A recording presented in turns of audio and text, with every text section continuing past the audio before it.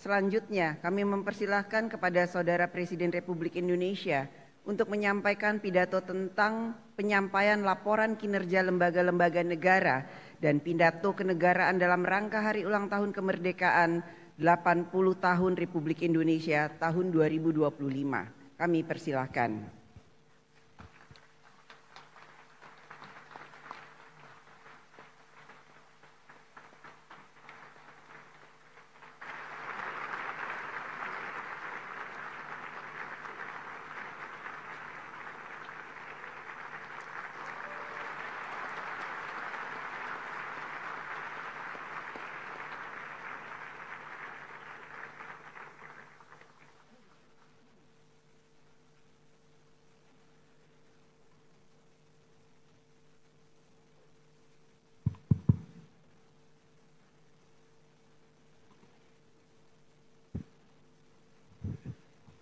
Bismillahirrahmanirrahim. Assalamualaikum warahmatullahi wabarakatuh. Selamat pagi, salam sejahtera bagi kita sekalian. Shalom, salve, Om Swastiastu. Salam kebajikan, rahayu, rahayu.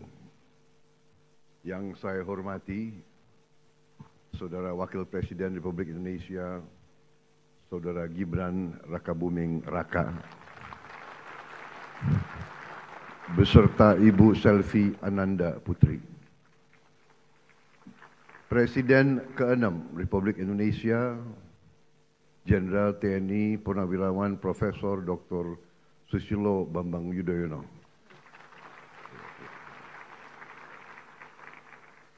Presiden Republik Indonesia ke-7, Bapak Insinyur Joko Widodo. Wakil Presiden Republik Indonesia ke-6, Jenderal TNI Purnawirawan Tri Sutrisno. Wakil Presiden ke-10 dan ke-12 Republik Indonesia, Bapak Muhammad Yusuf Kalla. Bapak Wakil Presiden ke-11 Republik Indonesia, Profesor Budiono.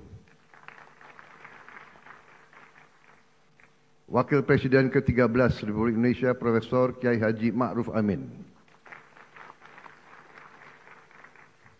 Ibu Sinta Nuriyah Abdurrahman Wahid, istri Presiden ke-4 Republik Indonesia. Ibu Soraya Hamzahas, istri Wakil Presiden ke-9 Republik Indonesia. Para pimpinan lembaga negara, Ketua Majelis Permusyawaratan Rakyat Republik Indonesia, Saudara Ahmad Muzani, beserta para mantan ketua, para wakil ketua, dan seluruh anggota MPR RI yang saya hormati. Ketua Dewan Perwakilan Rakyat Republik Indonesia, Saudari Puan Maharani, beserta para mantan ketua, para wakil ketua, dan seluruh anggota DPR RI yang hadir. Ketua Dewan Perwakilan Daerah Republik Indonesia, Saudara Sultan Bakhtiar Najumuddin, beserta para mantan ketua, para wakil ketua, dan anggota DPD RI yang saya hormati.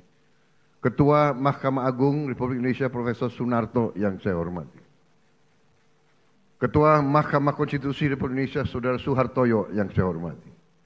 Ketua Komisi Yudisial Republik Indonesia, Profesor Amzulian Rifai, yang saya hormati. Ketua Badan Pemeriksa Keuangan Republik Indonesia, Saudari Isma Yatun. Para Menteri Koordinator, para Menteri, Kepala Badan Pimpinan Lembaga, Jaksa Agung, Panglima TNI, Kapolri, Kepala BIN, serta seluruh anggota Kabinet Merah Putih yang saya hormati. Yang terhormat para pimpinan partai politik yang hadir. Partai PDI Perjuangan yang mewakili ketua umumnya,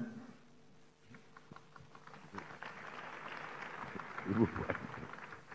Ketua Umum Partai Golongan Karya, Saudara Bahlil Lahadalia. Ketua Umum Partai Gerindra, saya sendiri.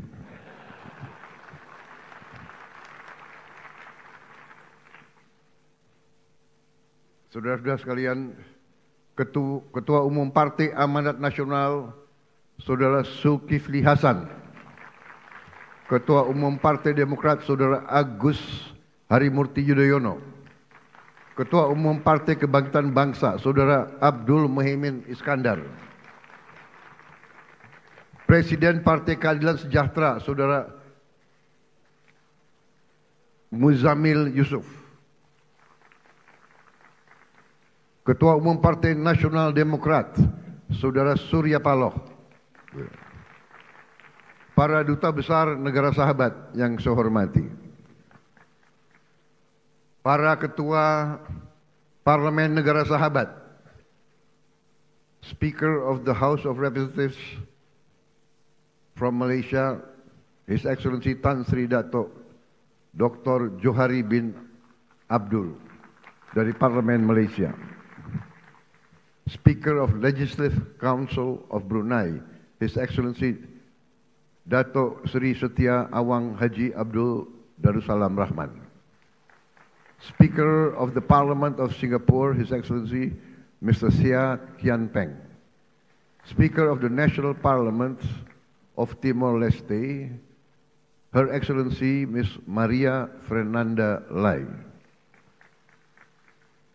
Yang saya hormati dan saya banggakan rekan-rekan pers media dari dalam dan luar negeri, para tamu undangan yang saya hormati, para wakil-wakil rakyat yang hadir, saudara-saudara sekalian yang saya cintai, seluruh rakyat Indonesia, sebangsa dan setanah air dimanapun engkau berada pada hari ini. Saudara-saudara sekalian yang saya hormati, pada tanggal 17 Agustus 2025, 80 tahun sudah para pendiri bangsa Indonesia mendeklarasikan kemerdekaan Indonesia. Proklamasi tanggal 17 Agustus 1945 adalah momen penting dalam perjuangan panjang bangsa ini untuk berdiri di atas kaki kita sendiri. Setelah deklarasi kemerdekaan 17 Agustus 1945, bangsa kita berperang selama 5 tahun. Kita berperang merebut kemerdekaan dengan senjata dan dengan diplomasi, dengan semua kekuatan kita, hingga kedaulatan kita benar-benar dapat kita rebut dan diakui pada tahun 1949. Sejak itu, para pendahulu saya, Presiden Republik Indonesia pertama hingga Presiden Republik Indonesia yang ke-7, bekerja keras membangun bangsa Indonesia. Bekerja keras untuk mewujudkan bangsa yang adil dan makmur. Presiden Soekarno telah memimpin perjuangan pembentukan Negara Kesatuan Republik Indonesia dan berhasil mempertahankan keutuhan wilayah Republik Indonesia di tengah berbagai intervensi dan invasi dari negara-negara asing. Presiden Soekarno juga berhasil mengintegrasikan Irian Barat ke dalam NKRI. Presiden Soeharto melaksanakan pembangunan ekonomi yang merata dari Sabang sampai Merauke. Berhasil mewujudkan swasembada pangan dan meletakkan dasar-dasar industrialisasi ekonomi dan menurunkan kemiskinan ekstrim. Presiden Habibie mengenalkan kita ke arah teknologi tinggi, mampu menjaga stabilitas ekonomi di tengah krisis multidimensi tahun 1998. Presiden Abdurrahman Wahid menjaga stabilitas bangsa, berhasil memperkokoh kerukunan antara suku, agama, dan ras, sehingga jati diri bangsa Indonesia sebagai bangsa majemuk dalam keharmonisan terbentuk secara kuat dan kokoh. Presiden Megawati menyelesaikan proses pemulihan ekonomi akibat krisis ekonomi dan moneter yang berkepanjangan, menyelesaikan ribuan kasus perusahaan-perusahaan yang kolaps akibat krisis moneter 1998, dan melaksanakan pemilihan umum secara langsung untuk pertama kalinya, serta memperkuat lembaga-lembaga negara. Presiden Susilo Bambang Yudhoyono mengatasi kerawanan ekonomi karena krisis keuangan dunia 2008, berhasil menyelesaikan konflik Aceh, dan meletakkan dasar yang kuat untuk pembangunan ekonomi yang adil, merata, dan terencana. Presiden Joko Widodo membangun berbagai infrastruktur penting, meningkatkan konektivitas antara sentra-sentra ekonomi, memimpin kita di saat yang kritis, yaitu pandemi COVID-19, sehingga Indonesia termasuk salah satu negara yang paling cepat pulih dari dampak pandemi, keluar dari kesulitan ekonomi, dan juga beliau merintis pembangunan ibu kota negara Nusantara dan meletakkan dasar strategi hilirisasi sumber daya alam Indonesia. Seluruh presiden pendahulu saya bersama pemerintah yang mereka pimpin berupaya mewujudkan Indonesia yang lebih dekat dengan cita-cita kemerdekaan kita, yaitu negara yang merdeka, berdaulat, adil, dan makmur. Negara yang sesuai dengan cita-cita pembentukan negara kita, yang tercantum dalam pembukaan Undang-Undang Dasar 1945, yaitu negara yang melindungi segenap bangsa Indonesia dan seluruh tumpah darah Indonesia, memajukan kesejahteraan umum, mencerdaskan kehidupan bangsa, dan melaksanakan ketertiban dunia yang berdasarkan kemerdekaan, perdamaian abadi, dan keadilan sosial. Saudara-saudara sekalian yang saya hormati, tujuan kita merdeka adalah untuk merdeka dari kemiskinan, untuk merdeka dari kelaparan, merdeka dari penderitaan. Negara kita harus bisa berdiri di atas kaki kita sendiri. Negara kita harus berdaulat secara ekonomi dan mampu memenuhi kebutuhan pangan kita sendiri. Negara kita diberi karunia oleh Allah SWT sumber daya yang melimpah ruah. Tantangan kita adalah menjaga dan mengelola kekayaan kita agar cita-cita kemerdekaan kita dapat terwujud dalam waktu sesingkat-singkatnya.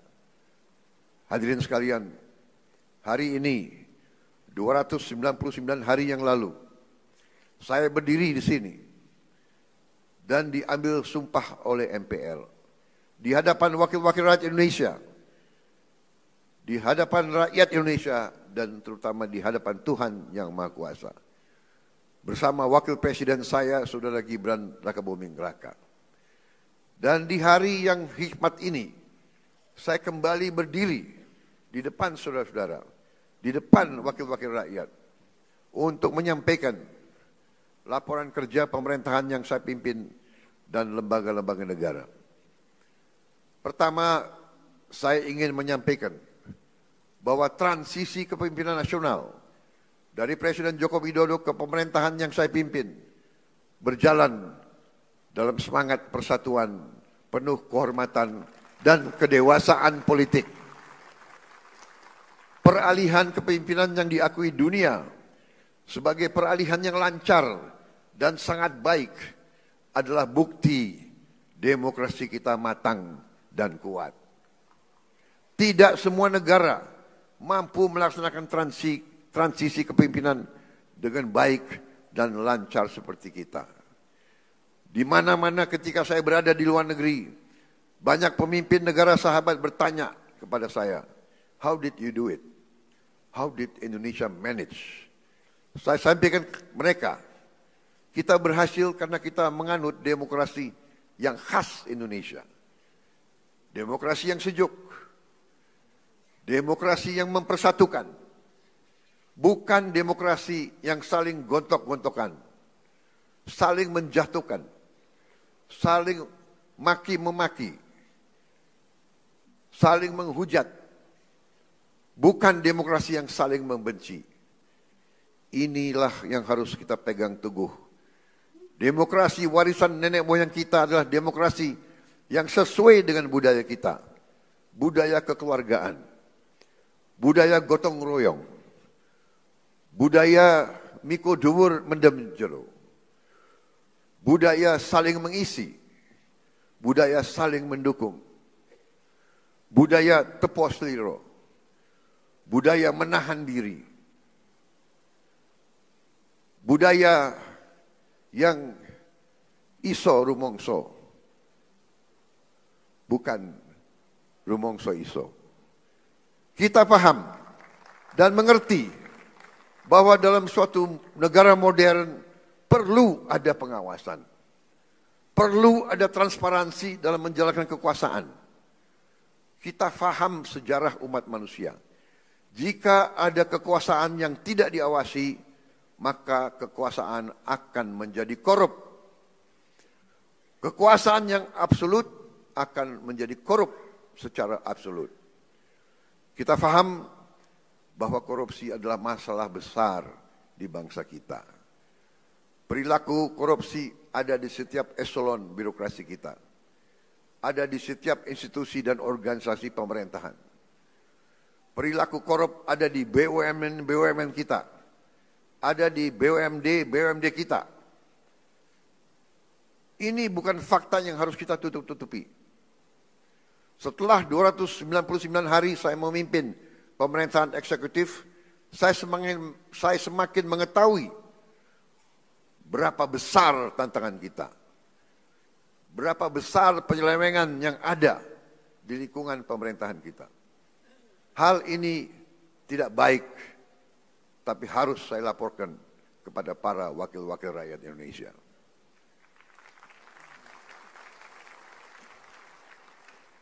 Dalam pidato pelantikan saya di sini, saya sampaikan, bangsa Indonesia harus berani melihat kekurangan-kekurangan sendiri. Harus berani melihat kesalahan-kesalahan kita sendiri. Harus berani melihat penyakit-penyakit yang ada di tubuh kita, agar kita bisa perbaiki kekurangan-kekurangan tersebut. Tanpa mau mengakui, tidak mungkin kita mampu memperbaiki. Saya disumpah untuk melaksanakan perintah Undang-Undang Dasar Republik kita. Karena itu, saya tidak ada pilihan lain selain memimpin upaya pemberantasan korupsi dan penyelewengan di semua lembaga eksekutif dan pemerintah. Itulah sebabnya pada awal tahun 2025 ini kami telah identifikasi dan telah selamatkan 300 triliun uang, 300 triliun rupiah dari APBN yang kami lihat rawan diselewengkan. Di antaranya anggaran perjalanan dinas luar dan dalam negeri yang begitu besar, anggaran alat tulis kantor yang begitu besar, dan berbagai anggaran yang selama ini jadi sumber korupsi dan sumber bacaan. Efisiensi ini diperintah oleh Undang-Undang Dasar kita, yaitu ayat 4 pasal 33 Undang-Undang Dasar Negara Republik Indonesia. 300 triliun rupiah kami geser untuk hal-hal yang lebih produktif dan langsung bisa dirasakan rakyat banyak. Majelis yang terhormat, sebagai Presiden Republik Indonesia, saya bertanggung jawab atas pemerintahan eksekutif. Saya berkewajiban menegakkan hukum demi keselamatan bangsa. Saat ini kita menghadapi realita. Terjadi kebocoran kekayaan negara kita dalam skala yang sangat besar. Kita mengalami suatu kondisi yang saya sebut net outflow of national wealth. Janganlah kita menghabiskan tenaga kita untuk mencari siapa yang salah. Kita tidak ada waktu. Kita tidak punya cukup energi untuk mencari kesalahan orang. Pemerintah yang saya pimpin harus memusatkan diri untuk mencari solusi yang tepat dan cepat atas masalah pokok ini. Ibarat sebuah badan, kalau darahnya terus mengalir keluar, maka pada suatu titik badan itu akan mati. Kalau mengalirnya kekayaan kita ke luar negeri, kita biarkan terus-menerus, kita berpotensi jadi negara gagal. Karena itu saya berkewajiban untuk mengambil langkah-langkah yang perlu, walaupun itu sulit dan juga tidak populer bagi pihak-pihak tertentu. Saya harus mengambil langkah-langkah untuk menyelamatkan kekayaan negara agar bisa digunakan untuk kepentingan bangsa kita di hari ini dan di hari esok. Untuk kepentingan generasi sekarang dan generasi mendatang. Terus terang saya katakan di sini di hadapan saudara-saudara sekalian, kalau kita konsekuen menjalankan apa yang telah dibuat oleh para pendiri bangsa kita, oleh Bung Karno, Bung Hatta, Bung Syahrir, Haji Agus Salim, tokoh-tokoh generasi 45, yaitu rancang bangun, blueprint negara, bagaimana negara harus dijalankan, yang semua sudah tertuang dalam Undang-Undang Dasar 1945. Saya yakin bangsa kita akan selamat. Undang-Undang Dasar 1945 harus kita pelajari. Undang-Undang Dasar 1945 janganlah menjadi mantra, janganlah menjadi slogan, hanya di bibir kita teriak-teriak terus. Undang-Undang Dasar 1945 adalah rancang bangun yang relevan, rancang bangun yang ampuh, rancang bangun yang nyata, dan rancang bangun yang operasional untuk kita gunakan. Saya melihat ada kecenderungan dari sebagian kaum elit Indonesia, sebagian orang-orang yang memandang dirinya paling pinter di republik ini. Mereka memandang bahwa pemikiran Bung Karno, pemikiran Bung Hatta, pemikiran generasi 45 tidak relevan lagi di zaman sekarang. Sudah kuno, sudah lawas untuk menghadapi tantangan abad ke-21. Menurut hemat saya, pemikiran tersebut adalah keliru. Generasi 45, generasinya Bung Karno, Bung Hatta, Syahrir, semua tokoh-tokoh itu adalah generasi yang mengalami penjajahan. Mereka mengalami imperialisme. Mereka sadar dan mereka merasakan, melihat bahwa kekayaan Indonesia diangkut ratusan tahun keluar dari Nusantara ini. Karena itu mereka menyusun rancang bangun. Mereka buat dokumen yang tidak terlalu panjang, tapi sangat eksplisit menjelaskan bagaimana kita harus laksanakan ekonomi kita dan demokrasi kita. Saya berkeyakinan apabila kita jalankan rancang bangun yang sudah dibuat oleh para pendahulu kita, kita akan jadi negara yang kuat. Saudara-saudara sekalian, kekuatan suatu negara terletak bagaimana negara itu bisa menguasai dan mengelola kekayaan. Karena itu kita harus berani koreksi apabila kita telah mengambil langkah yang keliru. Sungguh aneh negara dengan produksi kelapa sawit terbesar di dunia pernah mengalami kelangkaan minyak goreng. Ini aneh sekali. Tidak masuk di akal sehat. Dan ternyata memang itu ternyata adalah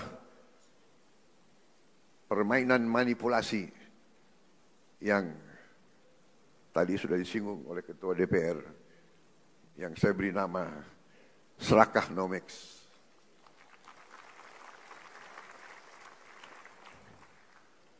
Negara produsen kelapa sawit terbesar di dunia, berminggu-minggu, hampir berapa bulan, kelapa sawit langka. Saudara, juga sungguh aneh. Kita subsidi pupuk, subsidi alat pertanian, subsidi pestisida, subsidi irigasi, waduk. Kita subsidi beras, tapi harga pangan kadang-kadang tidak terjangkau oleh sebagian rakyat kita.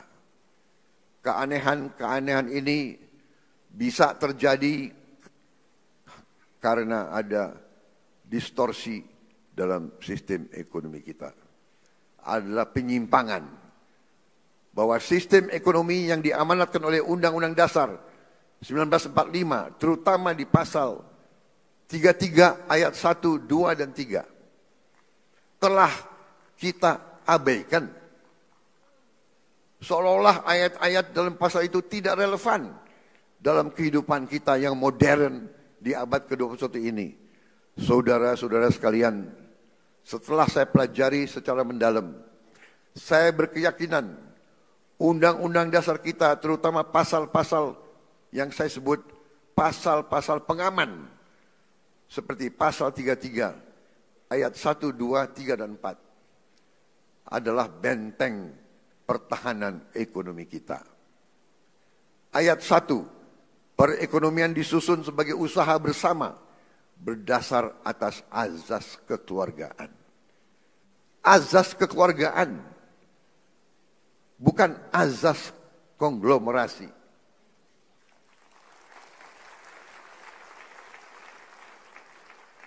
Cabang-cabang produksi yang penting bagi negara dan yang menguasai hajat hidup orang banyak dikuasai oleh negara. Saudara-saudara sekalian, saya ingin bertanya, apakah beras itu penting bagi negara atau tidak? Menguasai atau tidak hajat hidup orang banyak? Apakah penggilingan padi itu penting bagi negara? Apakah penggilingan padi itu hajat hidup orang banyak? Tapi ada sementara, tidak semua, saya harus fair, ada sementara pengusaha-pengusaha yang justru memanfaatkan kekuatan mereka, kekuatan modal mereka untuk dominasi dan manipulasi kehidupan rakyat, dan ini tidak bisa kita terima.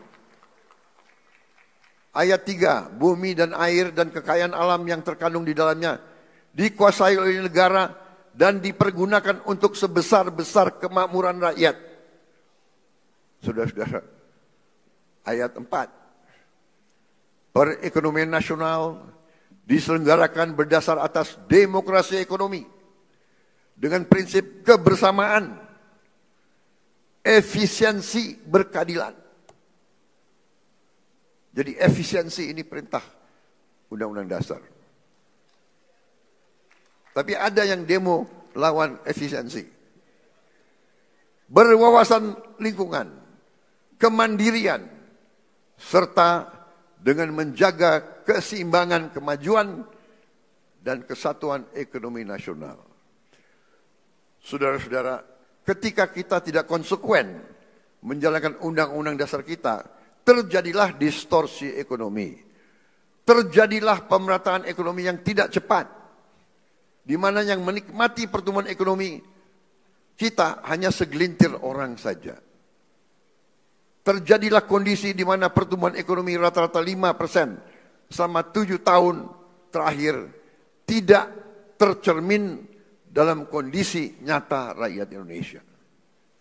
Masih terlalu banyak anak-anak yang kelaparan, petani dan nelayan yang kesulitan menjual hasil panennya, rakyat yang belum memiliki rumah layak huni, guru yang belum dihargai, serta keluarga yang tak sanggup berobat karena biaya atau karena tidak ada fasilitas kesehatan di daerahnya. Namun, ketika kita konsekuen menjalankan Undang-Undang Dasar kita dalam 299 hari ini, alhamdulillah saya dapat melaporkan bahwa kita telah mencapai berbagai kemajuan yang cukup berarti. Di tengah konflik politik, konflik ekonomi secara global, perang dagang, perang tarif, ekonomi Indonesia masih berhasil tumbuh di atas 5%. Tumbuh dalam 5,12%. Dan para pakar yakin bahwa ini akan semakin meningkat di saat-saatnya akan mendatang. Di tengah dunia yang penuh gonjang-ganjing, realisasi investasi kita semester pertama 2025 telah mencapai 942 triliun, naik 13,6% dari tahun lalu. Telah mencapai target APBN 2025 sebelum tahun 2025 berhasil. Dan berhasil menyerap tenaga kerja Indonesia 1.200.000 orang.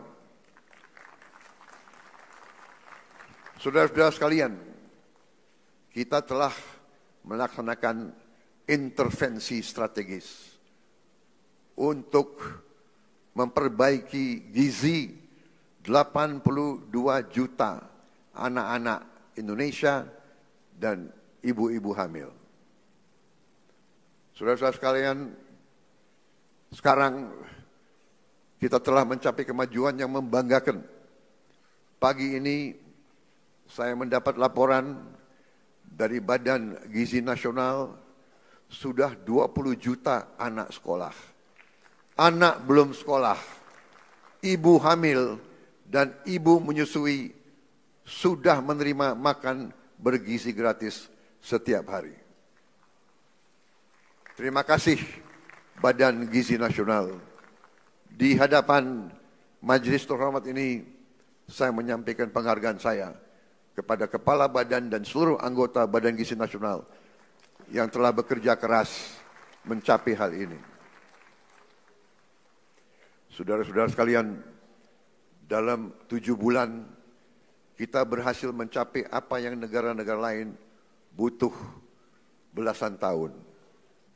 Saya telah jumpa dengan Presiden Brazil dan mantan Presiden Brazil. Brazil butuh 11 tahun untuk mencapai 40 juta makan bergizi gratis setiap hari. Saudara-saudara, kita kadang-kadang harus mengakui bahwa bangsa kita punya kemampuan. Bangsa kita, bila ada kehendak, banyak yang bisa kita kerjakan bersama. Begitu banyak masalah manajemen yang harus kita hadapi agar program ini berjalan baik. Pembangunan fisik dapur, pengelolaan rantai pasok, pelatihan manajer-manajer dan pelaksana-pelaksana. Sekali lagi, saya tadi ucapkan terima kasih kepada Kepala Badan Gizi Nasional. Saudara dan anggotamu telah bekerja dengan baik. Kita kadang-kadang kalau yang berbuat baik, kita lupa ucapan terima kasih. Kalau yang berbuat salah, kita tidak akan lupa-lupa. Terus diingat. Saya juga ucapkan terima kasih kepada semua pihak yang telah mendukung terlaksananya makan bergizi gratis. TNI, Polri, Nahdlatul Ulama, Muhammadiyah, ormas-ormas, koperasi-koperasi, yayasan-yayasan yang telah rame-rame terlibat dan bergotong royong membentuk Satuan Pelayanan Pemenuhan Gizi di seluruh provinsi Indonesia. Makan bergizi gratis bukan semata program sosial, melainkan fondasi untuk menciptakan generasi yang sehat, cerdas, dan produktif. PBB mengatakan bahwa MBG adalah investasi terbaik yang bisa dilakukan oleh sebuah bangsa. Walau baru berjalan 8 bulan, hasil dari makan bergizi gratis mulai terasa. Angka kehadiran anak di sekolah meningkat. Prestasi anak-anak di sekolah meningkat. Per hari ini sudah ada 5.800 satuan pemenuhan pelayanan gizi di 38 provinsi. MBG telah menciptakan 290.000 lapangan kerja baru di dapur-dapur dan melibatkan 1 juta petani, nelayan, peternak, dan UMKM. MBG mendorong pertumbuhan ekonomi di desa-desa. Hadirin sekalian, tidak ada negara yang kuat yang tidak mampu memproduksi pangannya sendiri. Oleh karena itu, pemerintah yang saya pimpin bekerja keras untuk memutus ketergantungan pada impor dengan membuka jutaan hektar sawah baru di Kalimantan Tengah, di Kalimantan Barat, di Sumatera, di Papua, dan beberapa daerah lain. Selain melakukan ekstensifikasi, kami juga melakukan intensifikasi. Kami mendorong produksi pangan di desa-desa. Kami memotong birokrasi penyaluran pupuk. Kita salurkan pupuk langsung dari pabrik ke petani-petani dan memberi bantuan alat pertanian kepada para petani kita. Kami juga tingkatkan harga beli gabah menjadi rupiah 6.500 per kilogram agar petani sebagai produsen menikmati keuntungan yang berarti. Hari ini kita surplus produksi beras. Stok cadangan beras nasional kita hari ini lebih dari 4 juta ton. Ini adalah tertinggi selama sejarah NKRI. Untuk pertama kali dalam puluhan tahun Indonesia bisa kembali mengekspor beras dan jagung. Saya perhatikan di mana-mana para petani tersenyum karena harga gabah stabil dan penghasilan mereka meningkat. Untuk melindungi konsumen Indonesia, pemerintah yang saya pimpin akan selalu mewaspadai kecurangan-kecurangan, manipulasi, penipuan, upaya penimbunan, dan menahan distribusi bahan pangan. Pemerintah yang saya pimpin tidak akan ragu-ragu. Kami akan selalu tegas pada mereka yang melanggar aturan. Mereka yang mempersulit kehidupan rakyat. Mereka yang cari keuntungan gila-gilaan di atas penderitaan orang kecil. Pemerintah yang saya pimpin akan konsekuen menggunakan segala kewenangan yang diberikan kepada kami dari Undang-Undang Dasar 1945. Dan juga Undang-Undang Nomor 7 tahun 2014 tentang perdagangan, terutama pasal 107, Jungto pasal 29 ayat 1 yang berbunyi pelaku usaha yang menyimpan barang kebutuhan pokok dan atau barang penting dalam jumlah dan waktu tertentu pada saat terjadi kelangkaan barang, gejolak harga, dan atau hambatan lalu lintas bisa mendapat pidana penjara paling lama 5 tahun dan atau denda paling banyak 50 miliar rupiah. Hadirin sekalian, saya pastikan perusahaan-perusahaan siapapun yang berani manipulasi dan melanggar, kami akan proses hukum. Dan berdasarkan wewenang konstitusional yang ada pada Presiden Republik Indonesia, kami akan sita yang bisa kami sita. Kami akan selamatkan rakyat. Kami akan membela kepentingan rakyat.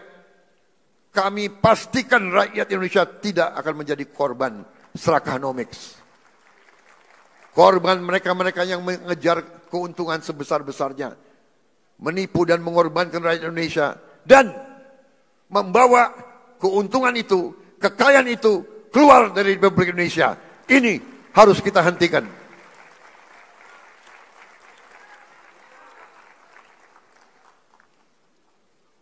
Selama saya menjabat Presiden Republik Indonesia, jangan pernah anggap yang besar dan yang kaya bisa bertindak seenaknya.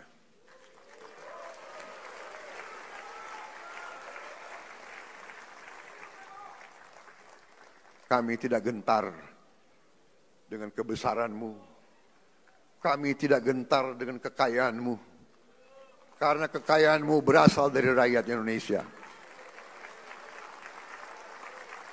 Pemerintah yang saya pimpin tidak akan ragu-ragu membela kepentingan rakyat Indonesia.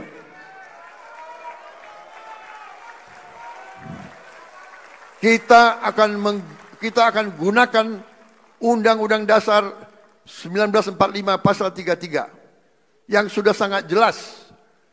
Cabang-cabang produksi yang penting bagi negara dan yang menguasai hajat hidup orang banyak dikuasai oleh negara.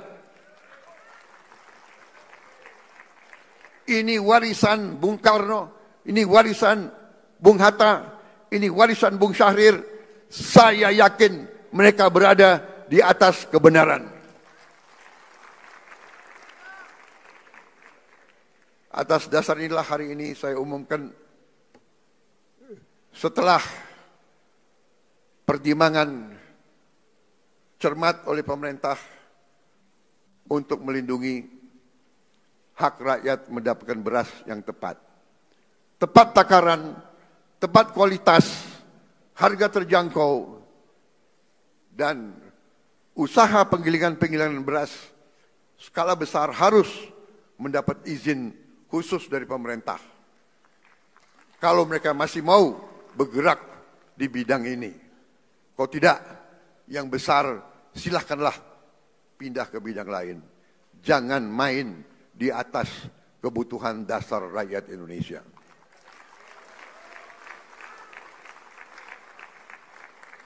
Saudara-saudara sekalian yang saya hormati, dalam 10 bulan terakhir, saya bersama Kabinet Merah Putih berupaya memerangi kemiskinan dengan pendekatan holistik, pendekatan menyeluruh. Kami ingin angka kemiskinan ekstrim segera turun ke 0% dalam tempo sesingkat-singkatnya. Karena itu untuk pertama kali dalam sejarah Republik Indonesia, kami telah membentuk sistem data tunggal sosial ekonomi nasional, DTSEN. DTSEN menjadi pegangan kita. Kami pastikan program-program pemerintah untuk masyarakat miskin tepat sasaran. Dengan DTSEN kami menjaring siapa yang berhak menerima manfaat.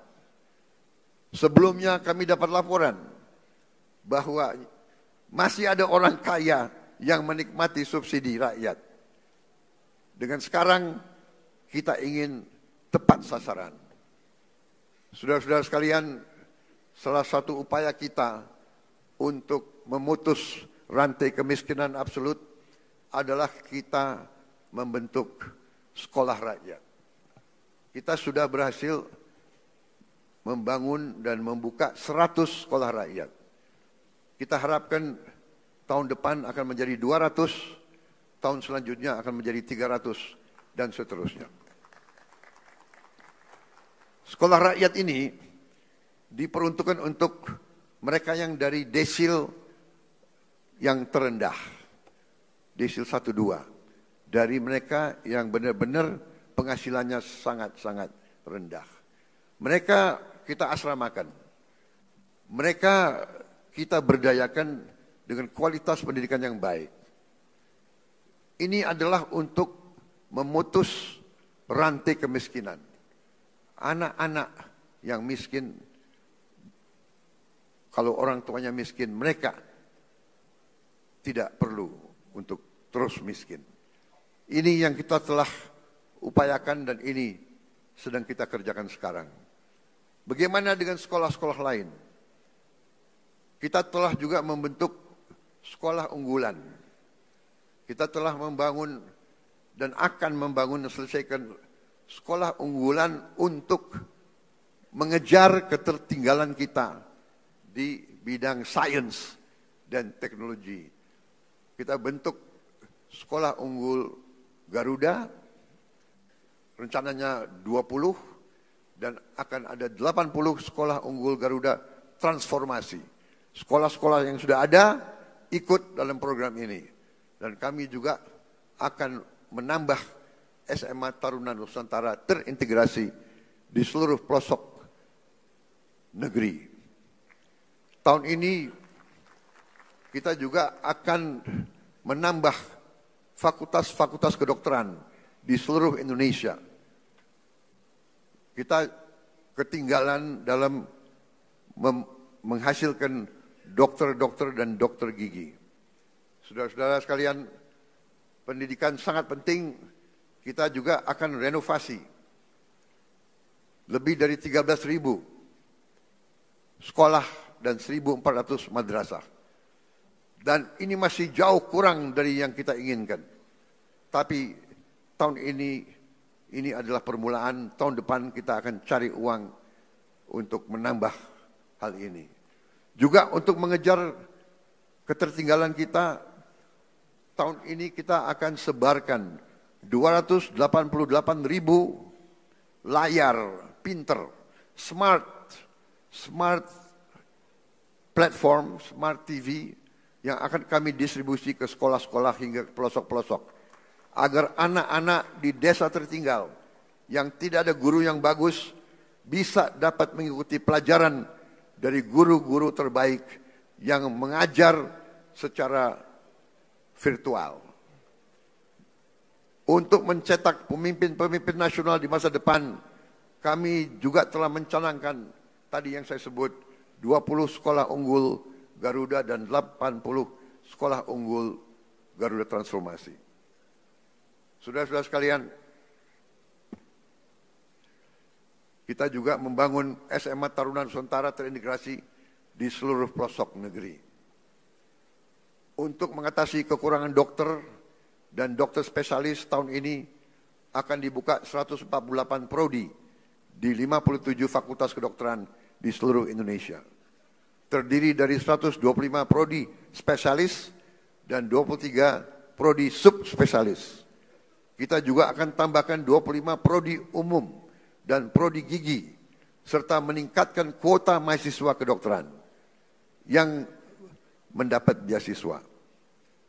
Saudara-saudara sekalian, untuk mengatasi perputaran uang yang terkonsentrasi di ibu kota dan kota-kota besar, kami dirikan 80.000 koperasi desa dan koperasi kelurahan merah putih.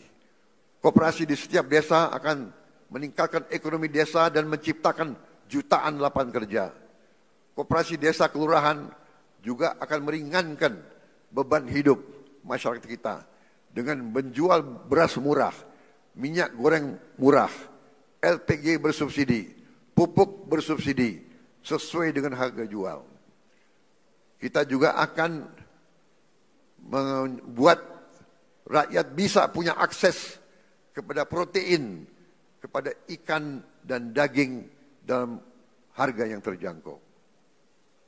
Untuk mempercepat investasi di hilirisasi sumber daya alam dan berbagai bidang strategis, untuk membuka lapangan kerja berkualitas, kami bersama DPR RI telah membentuk apa yang kita sebut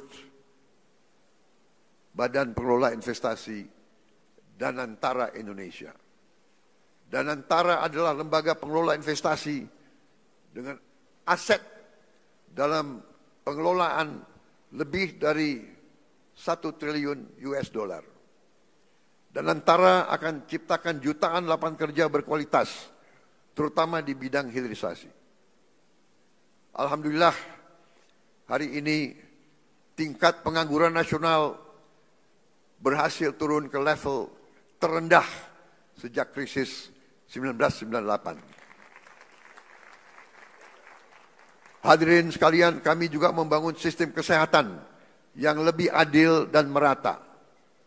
Cek kesehatan gratis telah digunakan hari ini oleh lebih dari 18 juta warga. 66 rumah sakit di 66 kabupaten sedang kami tingkatkan kelasnya. Kawasan ekonomi khusus Sanur kami hadirkan sebagai pusat pelayanan medis bertaraf internasional agar orang Indonesia tidak harus berobat ke luar negeri. Kami tegakkan kedaulatan Indonesia di panggung dunia. Kami putuskan Indonesia bergabung dengan BRICS. Indonesia juga diundang di mana-mana menjadi kehormatan dalam perayaan kemerdekaan India dan perayaan Hari Nasional Prancis. Kami juga berhasil menyelesaikan perundingan dagang Uni Eropa dengan Indonesia, CEPA, yaitu Comprehensive Economic Partnership Agreement, yang sebenarnya adalah Free Trade Agreement, di mana kita bisa akses pasar Eropa dengan tarif nol. Kita juga berunding dengan Amerika. Indonesia aktif memperjuangkan pengakuan Palestina dan memimpin pembahasan solusi dua negara. Saat ini juga 2 pesawat Hercules kita sedang beroperasi di Timur Tengah, menerjunkan bantuan-bantuan dari udara ke Gaza. Saudara-saudara sekalian, kami bekerja untuk menegakkan hukum dan keadilan. Salah satu yang penting adalah dalam menegakkan hukum dan keadilan, gaji hakim harus dalam keadaan baik.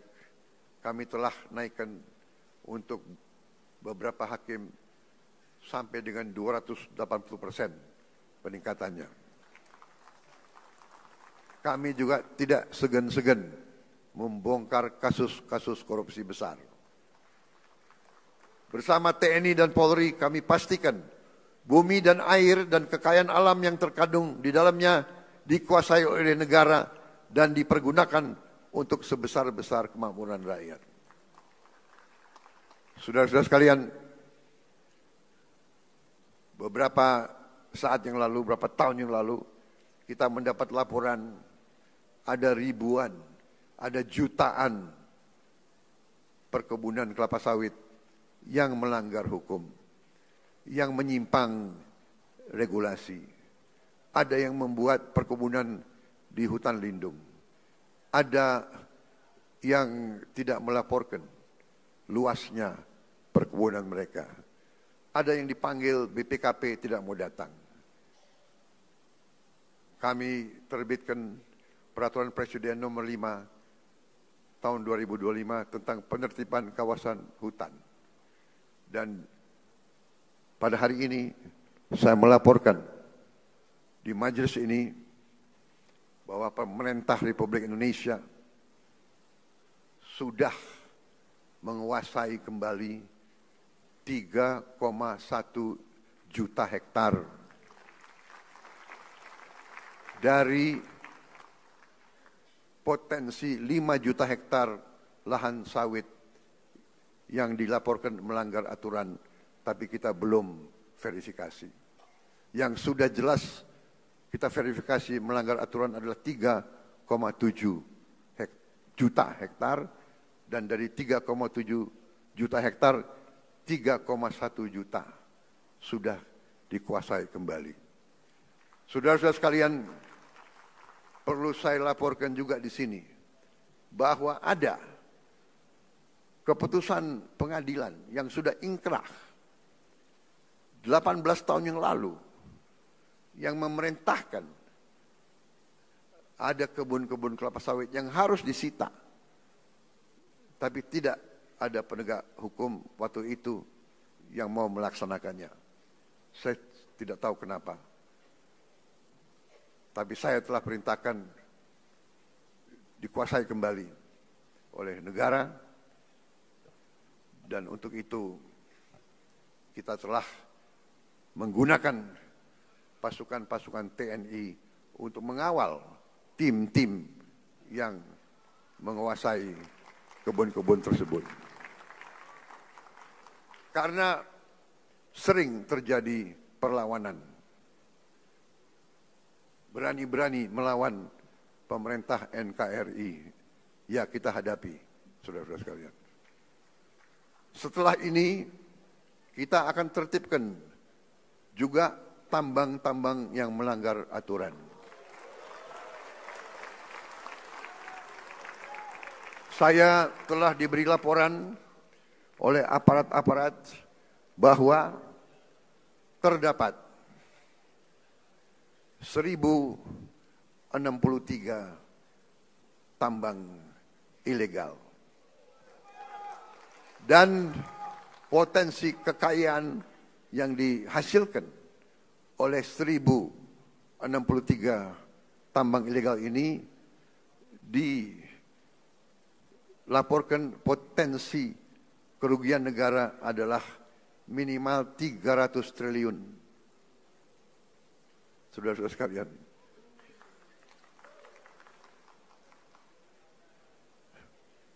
saya minta dukungan seluruh MPR.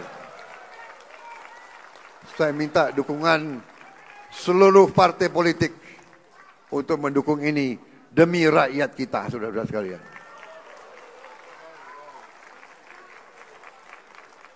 Dan saya beri peringatan, apakah ada orang-orang besar, orang-orang kuat, jenderal-jenderal dari manapun, apakah jenderal dari TNI atau jenderal dari polisi atau mantan jenderal,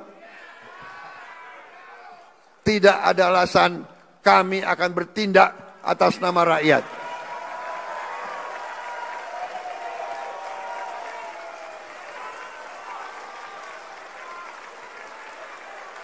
Dan sebagai sesama pimpinan partai, saya ingatkan anggota-anggota semua partai, termasuk partai saya Gerindra, cepat-cepat kalau ada terlibat, Anda jadi justice collaborator. Anda laporan aja, karena walaupun kau Gerindra, tidak akan saya lindungi, saudara-saudara. Kalau ada yang berani, ya, saya telah perintahkan Panglima TNI dan Kapolri, kalau Anda mau ke provinsi ini, pakai pasukan dari provinsi lain. Jangan-jangan ada anak buahmu di kebun-kebun itu. Saudara-saudara wakil rakyat, saudara tahu keadaan yang sebenarnya. Benar?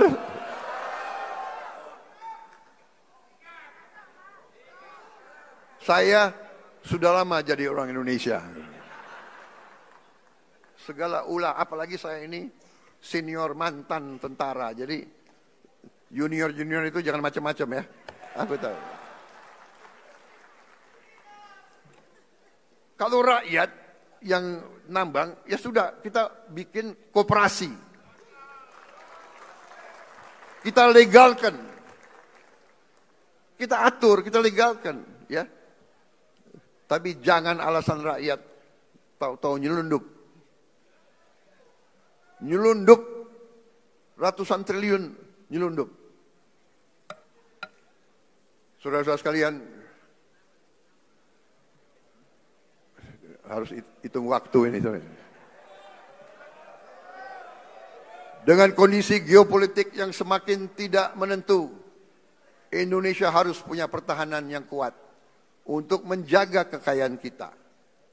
Untuk itu tahun ini kita bentuk 6 komando daerah militer baru, 14 komando daerah angkatan laut, 3 komando daerah angkatan udara, 1 komando operasi udara, 6 grup komando pasukan khusus, 20 brigade teritorial pembangunan, 1 brigade infanteri marinir, 1 resimen korps pasukan gerak cepat, 100 batalion teritorial pembangunan, 5 batalion infanteri marinir dan 5 batalion komando korps pasukan gerak cepat. Langkah ini sejalan dengan doktrin pertahanan kita, pertahanan dan keamanan rakyat semesta, SIS Hankam Rata, di mana seluruh warga negara dan sumber daya nasional didaya gunakan secara total untuk kepentingan pertahanan dan keamanan kita. Saudara-saudara sekalian, kita faham bahwa perang itu destruktif. Kita tidak mau perang. Kita harus hindari perang. Karena itu, politik luar negeri yang saya jalankan dan saya umumkan adalah politik 1000 kawan terlalu sedikit, 1 lawan terlalu banyak. Kami tetap pada garis non-blok, garis non-aligned. Kami tidak akan berpihak kepada blok manapun.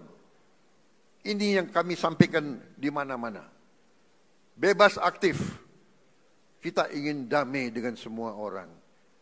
Kami terutama dengan tetangga-tetangga kita. Kita ingin selesaikan semua masalah. Ada masalah, kadang-kadang masalah garis perbatasan. Masalah ini adalah warisan dari kolonialis, warisan dari penjajah. Belanda datang dengan Inggris, dia bikin garis seenak jidatnya, dia bikin garis. Yang repot kita sekarang, ya kan? Kita mau ditabrakan sama Malaysia. Kita sahabat sama Malaysia. Kita satu rumpun. Tapi selalu politik divida et impera itu selalu ada. Janganlah kita naif. Janganlah kita terus-menerus mau diadu domba. Saudara sekalian, setiap elemen negara Indonesia, marilah kita bekerja keras agar setiap anak Indonesia berangkat ke sekolah dan mendapat makan yang baik. Kita ingin petani, nelayan kita kembali bangga menjadi tulang punggung bangsa, menjadi produsen makanan. Hidup petani dan nelayan kita harus baik, harus bagus. Untuk itu kita akan bangun dalam waktu yang secepat ini. Tahun ini juga kita harus mulai 1.100 desa nelayan. Tiap desa nelayan terdiri dari 2.000, kurang lebih 2.000 kepala keluarga. Berarti di situ akan hidup 2 juta kepala keluarga. Kalau satu kepala keluarga terdiri dari bapak, ibu, dan 3 anak, berarti 5 juta.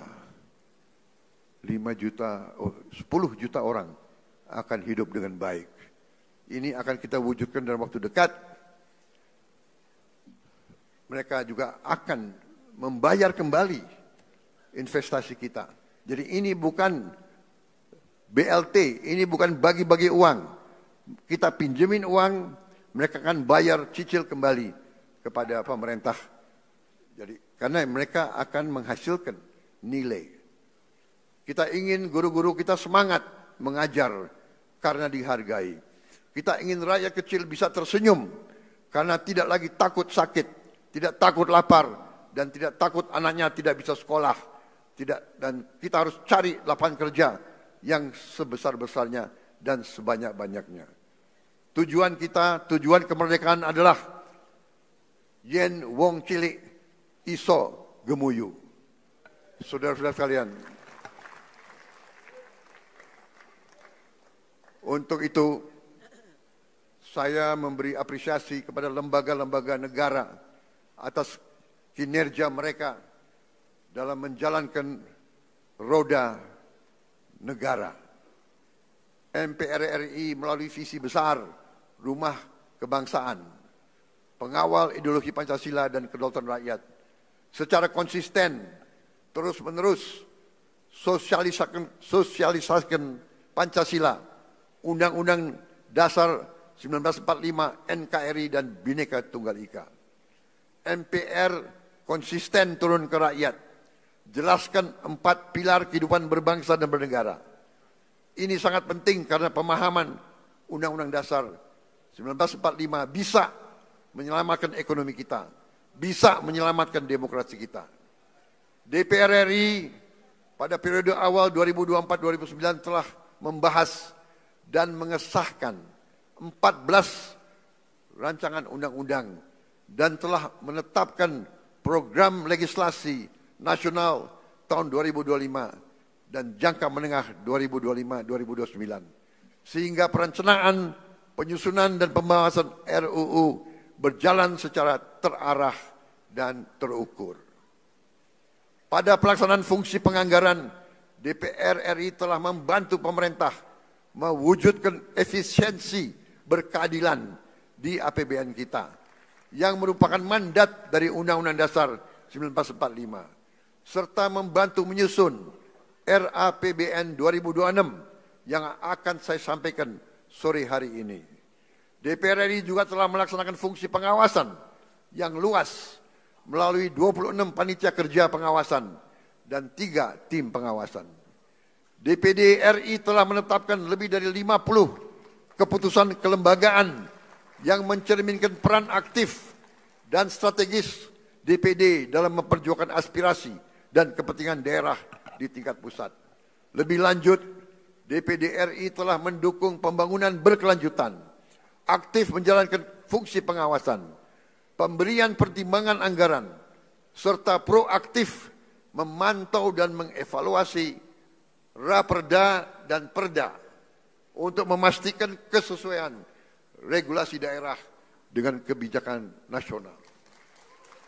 BPK RI telah membuktikan integritasnya dan independensinya dalam pemeriksaan pengelolaan dan tanggung jawab keuangan negara. Capaian BPK di tahun 2024 antara lain mendorong peningkatan akuntabilitas tata kelola keuangan negara serta kualitas pertanggungjawaban pelaksanaan anggaran, sehingga kementerian dan lembaga yang telah mencapai status wajar tanpa pengecualian mencapai 97,7% untuk tahun anggaran 2024. Mengawal program prioritas nasional, meningkatkan efektivitas belanja APBN, serta penyelamatan puluhan triliun rupiah uang dan aset negara. Mahkamah Konstitusi di sepanjang tahun 2024 hingga pertengahan 2025 telah menangani ratusan perkara pengujian undang-undang, perselisihan hasil pemilihan umum, dan perselisihan hasil pemilihan kepala daerah dengan proses persidangan yang efektif, tepat waktu, dan menghasilkan berbagai putusan penting yang menjadi tonggak penguatan demokrasi dan perlindungan hak konstitusional warga negara. Mahkamah Agung secara serius dan berkelanjutan melakukan reformasi peradilan, modernisasi manajemen perkara, penyelesaian sengketa perdata secara cepat dan berorientasi pada perdamaian, serta penanganan perkara pidana dengan pendekatan restoratif justice. Dengan sistem peradilan elektronik atau e-court di Mahkamah Agung, jumlah perkara yang didaftarkan di pengadilan tingkat pertama meningkat 30,84% dari tahun sebelumnya. Penyelesaian sengketa perdata dengan nilai gugatan di bawah 500 juta rupiah meningkat 68%. Dan tingkat keberhasilan penyelesaian sengketa melalui mediasi meningkat 28%. Capaian ini adalah bukti nyata kerja keras Mahkamah Agung untuk mewujudkan peradilan yang modern, cepat, berbiaya ringan, dan berkeadilan bagi seluruh rakyat Indonesia. Komisi Yudisial memainkan peran strategis dalam kesejahteraan rakyat dan kemajuan Indonesia, yaitu dengan menjaga integritas hakim dan meningkatkan kepercayaan publik terhadap integritas hakim.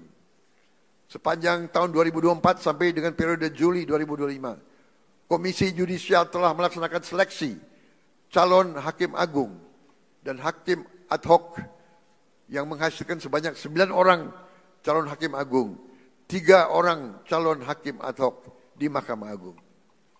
Komisi Yudisial juga telah menerima 3.752 laporan masyarakat terkait dugaan pelanggaran kode etik dan pedoman perilaku hakim, dan mengusulkan penjatuhan sanksi kepada 116 orang hakim. Selain itu, saya juga mengucapkan terima kasih kepada Bank Indonesia, Otoritas Jasa Keuangan, Lembaga Penjamin Simpanan, Komisi Pemberantasan Korupsi, Komisi Pemilihan Umum, Badan Pengawas Pemilu, Ombudsman RI, Komnas HAM, dan lembaga-lembaga nasional lainnya yang telah berkontribusi untuk kemajuan bangsa sesuai dan peran dan kewenangannya. Terakhir, saya juga mau gunakan kesempatan ini untuk mengucapkan terima kasih kepada setiap pengusaha nasional yang telah membuka lapangan kerja di Indonesia, menanamkan modal di Indonesia, dan menyimpan hasil usahanya di Indonesia. Jangan salah, tidak semua pengusaha yang besar itu ikut dalam alam mazhab Slakahnomics. Justru sebagian besar kita ajak untuk membangun Indonesia bersama. Saya sampaikan ke mereka, mereka harus menjadi bagian dari Indonesia Incorporated. Indonesia Incorporated adalah konsep pembangunan ekonomi di mana semua stakeholder, semua pemain bergerak dalam satu kesatuan tim nasional. Yang kuat, yang besar punya peranan. Yang menengah punya peranan. Yang kecil punya peranan, kita bantu. Yang miskin kita berdayakan. Itu namanya Indonesia Incorporated. Saya sampaikan, kalau kita hilangkan kemiskinan, kalau orang yang berada di bawah garis kemiskinan punya uang, punya penghasilan, mereka punya daya beli, mereka akan beli barang-barang dari pabrik-pabrik yang dimiliki oleh perusahaan-perusahaan besar. Itu yang kita namakan suatu ekonomi mata rantai yang saling memperkuat, bukan saling menghancurkan. Saudara-saudara sekalian, saya percaya dan saya yakin bahwa dengan kita bersatu, dengan kita bergotong royong, dengan kita mencapai demokrasi sesuai dengan budaya kita, ekonomi sesuai dengan rancang bangun pendiri-pendiri bangsa kita, insya Allah Indonesia akan semakin kuat, semakin sejahtera. Kita memilih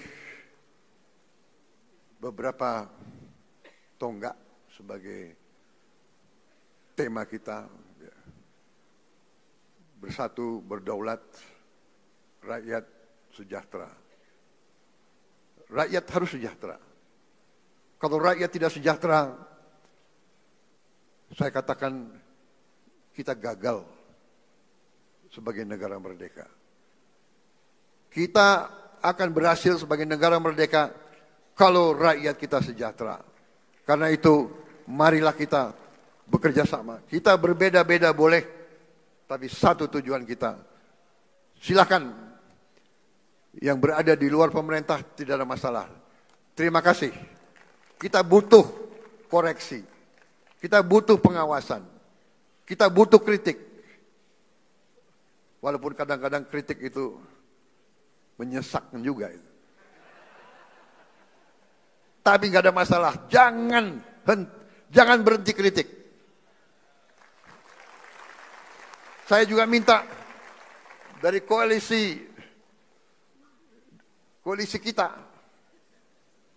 tetap di dalam koalisi harus berani mengawasi, harus berani koreksi. Ya. Tidak boleh ada yang merasa lebih kuat dari hukum. Tidak boleh ada yang merasa tidak dapat diatur, tidak dapat diperiksa. Saya kira itu yang ingin saya sampaikan. Terima kasih sidang majelis yang terhormat. Dirgahayu Republik Indonesia ke-80.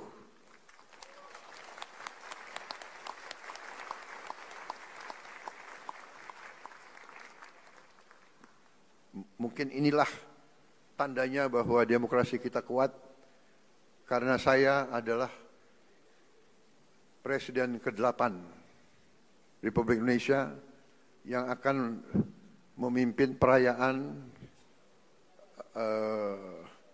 Hari Kemerdekaan yang ke-8 dasawarsa.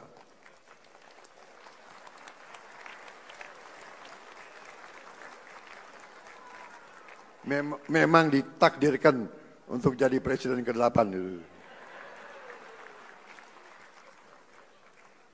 Dan saya adalah bukti bahwa demokrasi kita berjalan, karena saya ikut pemilu 5 kali.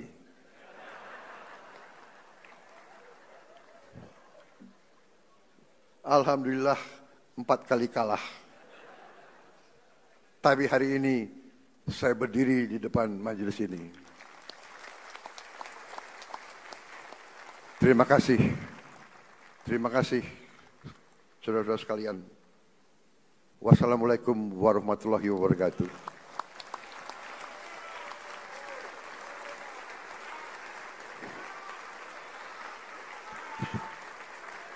Shalom, salve, Om, Santi, Santi, Santi, Om. Merdeka! Merdeka! Terima kasih, selesai.